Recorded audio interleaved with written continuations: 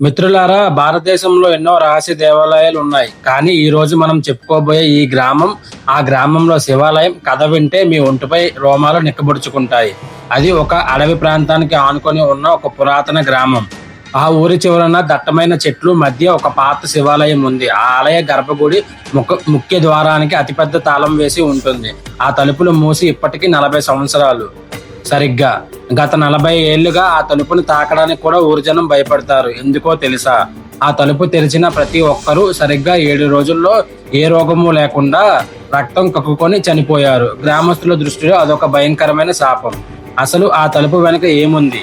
అది దేవుడు ఆగ్రహమా, లేక దెయ్యాలు వినాశనమా, లేక సైన్స్ కి అందని మరేదైనా రహస్యమా? ఈ రోజు భక్తినాథం తెలుగులో ఈ గుగ్గురుపాటు కలిగించే నిజం తెలుసుకుందాం. ఆ ఊరిలో రాఘవ అనే యువకుడు ఉండేవాడు. నగరంలో పెద్ద చదువులు చదువుకొని కొత్తగా ఊరికొచ్చాడు. ఆధునిక ఆలోచనలు కలిగి ఉన్నవాడు. దేవుడు దెయ్యం అంటే అస్సలు నమ్మడు. ఆ ఊరి జనం ఆ గుడిని చూసి భయపడటం చూసి నవ్వుకునేవాడు. ఇదంతా మీ పిచ్చితనం, మూఢనమ్మకం. ఆ తలుపు వెనక ఏదైనా పాతనిధి ఉండొచ్చు, అందుకే ఎవడో ఇలాంటి కథలు అల్లాడు అని ప్రచారం చేసేవాడు. ఒక రోజు ఊరి రచ్చబండ దగ్గర అందరూ కూర్చొని ఉండగా రాఘవ ఒక సవాల్ విసురుతాడు. మీరంతా చేతకాని వాళ్ళు, రేపు కార్తీక పౌర్ణమి రాత్రి సరిగ్గా 12 గంటలకు ఆ శివాలయం తలుపులు నేనే బద్దలు కొడతాను, నాకేమవుతుందో నేను చూస్తాను అంటాడు. రాఘవ మాటలకి ఊరి పెద్దలు, గ్రామస్తులు షాక్ అయ్యారు. ఒక్కసారిగా ఊరి పెద్దలు రాఘవని ఆపడానికి ప్రయత్నించారు. ఆ గుడి ముసలి పూజారి శివరామయ్య గారు రాఘవ కాళ్ళ మీద పడినంత పనిచేశారు. బాబు రాఘవ, వద్దు నాయన, ఆ తలుపు వెనక ఉన్నది కేవలం చెక్క కాదు, అదొక దైవిక రహస్యం. 40 ఏళ్ల క్రితం నా కళ్ళ ముందే 3 వ్యక్తులు ఆ తలుపు తెరిచి సరిగ్గా 7వ రోజు ప్రాణాలు విడిచారు. నీ అహంకారంతో ప్రాణాల మీదకు తెచ్చుకోకు అని ఏడ్చారు. కానీ రాఘవ వినలేదు. మీ బెదిరింపులకి నేను భయపడను అని గర్వంగా వెళ్ళిపోయాడు. మిత్రులారా, గమనించండి. ఈ రోజులో చదువుకున్న యువత చాలా మంది పెద్దలు చెప్పే మాటల్ని, మన సాంప్రదాయాల్ని కేవలం మూఢనమ్మకం అని కొట్టిపారేస్తున్నారు. కానీ గుర్తుపెట్టుకోండి, ప్రతి సాంప్రదాయం వెనుక, ప్రతి నమ్మకం వెనుక తరతరాల అనుభవం ఉంటుంది. సైన్స్ కి అందరి ఒక కారణం ఉంటుంది. దేనినైనా తెలుసుకోకుండా కేవలం మన అహంకారంతో తిరస్కరించడం కూడా ఒక రకమైన అజ్ఞానమే. కార్తీక పౌర్ణమి రాత్రి సమయం 11:45 అవుతుంది. ఆకాశం అప్పటి వరకు ప్రశాంతంగా ఉంది. కానీ రాఘవ గుడివైపు అడుగులు వేస్తుంటే ఒక్కసారిగా వాతావరణం మారిపోయింది. మేఘాలు కమ్మేశాయి. భయంకరమైన మెరుపులు, ఉరుములు, గాలి సుడులు తిరుగుతుంది. రాఘవ చేతిలో ఒక పెద్ద ఇనుప గొడ్డలి, టార్చ్ లైట్ ఉన్నాయి. గుడి ప్రాంగణంలోకి అడుగు పెట్టాడు. ఊరి జనం ఎవరో భయంతో ఇళ్లలో నుంచి బయటికి రాలేదు. రాఘవ గర్భగుడి తలుపు దగ్గరికి వెళ్ళాడు. ఆ 40 ఏళ్ల నాటి పాత తాళాన్ని గొడ్డలితో బలంగా కొట్టాడు. తాళం విరిగి కింద పడింది. రాఘవ నవ్వి 2 చేతులతో పాత చెక్కని తలుపుని గట్టిగా నెట్టాడు. తలుపులు తెరుచుకున్నాయి. అంతే, లోపల నుండి ఒక వింతైన భయంకరమైన చల్లగాలి రాఘవ ముఖాన్ని తాకింది. ఆ గాలి తాకగానే రాఘవ ఒళ్ళు ఒక్కసారిగా జలజరించింది. అంతవరకు చీకటిగా ఉన్న గర్భగుడిలో తలుపు తెరవగానే లోపల ఉన్న ప్రమిదిలో దీపాలు ఎవరూ వెలిగించకుండానే ఒక్కసారిగా బగబగా వెలిగాయి. రాఘవ గుండెల్లో మొదటిసారి భయం అంటే ఏంటో తెలిసింది. రాఘవ ధైర్యం తెచ్చుకొని లోపలికి వెళ్ళాడు. రాఘవ అక్కడ ఒక పురాతన శివలింగం ఉంది. ఆ శివలింగం వెనుక ఒక చిన్న రహస్య మార్గం ఉంది. భూగర్భంలో వెళ్లే మెట్లు కనిపించాయి. టార్చ్ లైట్ వేసుకుంటూ కిందకి వెళ్ళాడు. అక్కడ ఒక చిన్న రాతి గది ఉంది. ఆ గది మధ్యలో ఒక పీఠంపై పాత తాళపత్ర గ్రంథం ఉంది. రాఘవ దాన్ని దగ్గరకు వెళ్లి చూశాడు. దానిపై రక్తం లాంటి ఎర్రటి రంగుతో ఇలా రాసి ఉంది: ఈ తలుపు దాటి లోపలికి వచ్చిన ప్రతి మానవుడు వచ్చే 7 రోజుల్లో తన జీవిత సత్యాన్ని చూస్తాడు, కర్మఫలాన్ని అనుభవిస్తాడు అని. రాఘవ దాన్ని చూసి ఇవన్నీ భయపెట్టే మాటలు అనుకొని ఆ తాళపత్రాన్ని అక్కడే పడేసి గర్వంగా ఇంటికి వచ్చేశాడు. చూసారా, నేను తలుపు తెరిచాను, నాకేం కాలేదని మనసులో అనుకున్నాడు. కానీ అసలు కథ ఇక్కడే మొదలైంది. మొదటి రోజు రాత్రి రాఘవ పడుకున్నాడు. అర్ధరాత్రి ఒక వింత కళ వచ్చింది. ఆ కళలో రాఘవ నగరంలో ఉన్నప్పుడు చేసిన ఒక భయంకరమైన మోసం కనిపించింది. తాను డబ్బు కోసం ఒక అమాయక స్నేహితుడిని అన్యాయంగా ఇరికిచ్చి అతని ఆత్మహత్యకు కారణమయ్యాడు. ఆ స్నేహితుడి కళ్ళలో వచ్చి రక్తం కక్కుకుంటూ రాఘవ వైపు చూస్తున్నాడు. రాఘవ చెమటలు పట్టి లేచి కూర్చున్నాడు.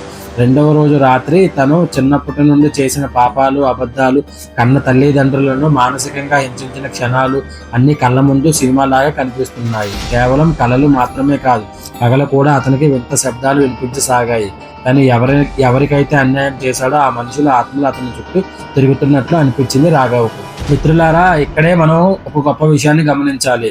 మనిషి తన తప్పులను చట్టం నుండి దాచవచ్చు, సమాజం నుంచి దాచవచ్చు, కన్నవారి నుంచి కూడా దాచవచ్చు. కానీ మన లోపల ఉండే మనసాక్షి ఆ పరమశివుడి ప్రతి ఒక్కటికి తెలుసు. మనం చేసే ప్రతి మంచి చెడులు కర్మ ఖాతాలో లిఖించబడుతుంది. దానికి మనం సమాధానం చెప్పుకోక తప్పదు. 5వ రోజు వచ్చింది. రాఘవ పిచ్చెక్కిపోతున్నాడు. నిద్ర లేదు, తిండి లేదు, కళ్ళు లోతుకి పోయాయి. ఊరి జనం దూరం నుండి చూసి శివుడి శాపం పనిచేస్తుంది, వీడు కూడా 7వ రోజు చనిపోతాడు అనుకున్నారు. 7వ రోజు రానే వచ్చింది. రాఘవ చావు భయంతో వణికిపోతూ పరిగెత్తుకుంటూ మళ్ళీ అదే శివాలయానికి వెళ్ళాడు. భూగర్భ గదిలోకి వెళ్ళి అక్కడ ఉన్న తాళపత్రాన్ని తీసి ఏడుస్తూ పూర్తిగా చదవటం ప్రారంభించాడు. ఆ గ్రంథంలో చివరి పేజీ తగ్గానే రాఘవకు మైండ్ బ్లాక్ అయ్యే అసలైన ట్విస్ట్ తెలిసింది. ఆ ట్విస్ట్ ఏమిటి అంటే 40 ఏళ్ల క్రితం ఆ తలుపు తెలిసిన 3 వ్యక్తులను శివుడు చంపలేదు. ఆ గదిలోకి రాగానే శివలింగం నుండి వెలువడే ఒక దైవిక శక్తి వల్ల మనిషి తన జీవితంలో చేసిన పాపాలని అతని కళ్ళకు కట్టినట్టు కనిపిస్తాయి. గతంలో ఆ తలుపు తెలిసిన ఆ 3 వ్యక్తులు ఊరిలో పెద్ద మనుషులుగా చలామణి అవుతూ లోపల భయంకరమైన పాపాలు హత్యలు చేసిన వాళ్ళు. తమ మనసాక్షి చూపించిన ఆ నిజమైన ఆ పాపపు రూపాన్ని, ఆ ప్రాయచిత్తాన్ని తట్టుకోలేక మానసిక క్షోభతో వాళ్ళే రక్తం కక్కుకొని ఆత్మహత్య చేసుకున్నారు. అంటే అక్కడ ఏ శాపమూ లేదు. ఆ తలుపు వెనక ఉన్నది మనసాక్షి అనే అద్దం. తప్పు చేసిన వాడు ఆ అద్దంలో తన పాప ముఖాన్ని చూసి తట్టుకోలేక చనిపోతాడు. నిజం తెలుసుకున్న రాఘవ శివలింగం ముందు మోకాలపై పడి గుండెలు పగిలేలా ఏడ్తాడు. స్వామి, నన్ను క్షమించు, నా అహంకారంతో నేను నిందించాను, నేను చేసిన పాపాలు నాకు తెలిసి వచ్చాయి, నన్ను చంపే స్వామి అని వేడుకుంటాడు. సరిగ్గా రాత్రి 12 గంటలకు ఆ శివలింగం నుండి ఒక దివ్యమైన వెలుగు వచ్చింది. ఆ వెలుగులో ఒక గంభీరమైన మాట వినిపించింది. రాఘవ, భయపడకు. పూర్వం ఇక్కడికి వచ్చిన వాళ్ళు తమ తప్పులను ఒప్పుకోవడానికి అహంకారం అడ్డుపడి చనిపోయారు. కానీ నువ్వు నీ తప్పును తెలుసుకున్నావు. నిజమైన పశ్చాత్తాపమే నువ్వు చేసే ప్రాయశ్చిత్తం. నీ పాపాలు కడుక్కోవడానికి నీకు ఇంకొక అవకాశం ఇస్తున్నాను. జీవించు, సమాజానికి సేవ చేయి. పొద్దున్న అయ్యింది. రాఘవ చనిపోయి ఉంటాడు. ఊరి జనం అంతా గుడి దగ్గరికి పరుగున వచ్చారు. కానీ అక్కడ వారికి కనిపించిన దృశ్యం చూసి ఊరంతా ఆశ్చర్యపోయింది. రాఘవ చనిపోలేదు. అతని ముఖంలో అహంకారం లేదు, ఒక దైవిక ప్రశాంతత ఉంది. నా ఆస్తి అంతా పేదలకు పంచుతూ అనాథలకు అన్నదానం చేస్తున్నాడు. ఊరి పూజారి కాళ్ళమే పడి ఆశీర్వాదం తీసుకున్నాడు. రాఘవ ఊరి జనంతో ఇలా అన్నాడు. ఆ తలుపు వెనక దేవుడి శాపం లేదు, మనిషి చేసిన పాపాల ప్రతిబింబం మాత్రమే ఉంది. దేవుడు మనల్ని శిక్షించడానికి రాడు, మనలో అహంకారాన్ని నాశనం చేసి మన మంచి మార్గంలో పెట్టడానికి వస్తాడు. మిత్రులారా, చూసారుగా, భగవంతుడు అనేవాడు ఎక్కడో లేడు, మన మనసాక్షిలోనే ఉన్నాడు.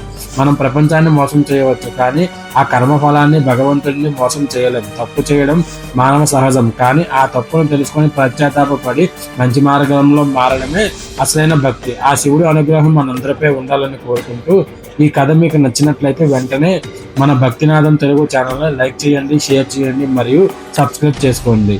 మీ అభిప్రాయాన్ని కింద కామెంట్ బాక్స్లో తెలియజేయండి. ఓం నమః శివాయ.